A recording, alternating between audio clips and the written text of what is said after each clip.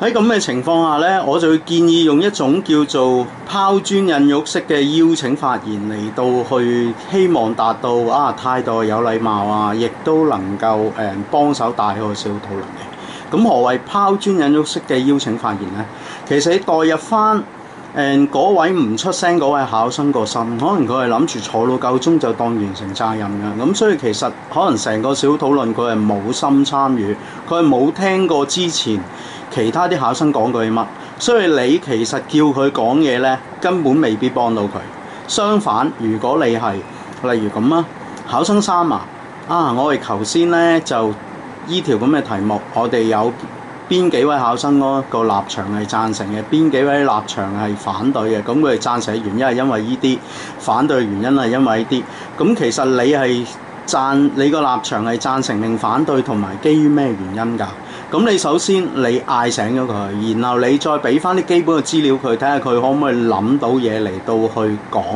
咁其實一嚟你可以表現到你有好積極嘅態度去參與成個小討論啦，你會聽其他人嘅意見啦，然後你歸納咗之後，你可以學識點樣用翻你聽翻嚟嗰啲資料咧，歸納咗嚟到去誘導嗰個唔係好出聲嗰個考生咧，佢去講嘢啦。咁不論你個態度嘅有禮啦、積極性啦，同埋幫手打小討論嘅心或者誠意咧，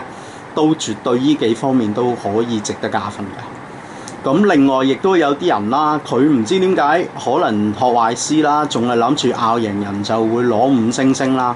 又或者根本去到佢係諗住陪跑，我引到你哋笑又好，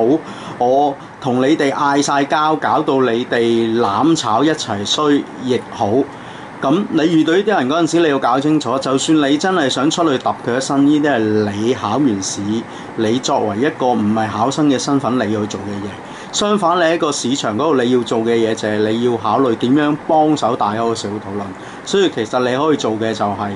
引你笑嗰陣時，你引笑啦。嗱，你留意啦，人哋引你笑，你引完你即刻笑，同埋你同佢癲埋一齊搞笑，同你忍咗笑，但係你忍唔住笑出嚟，其實扣分都應該係有唔同㗎。咁另外，如果對方已經先後1次2次咁引人笑，而你有出聲去同佢講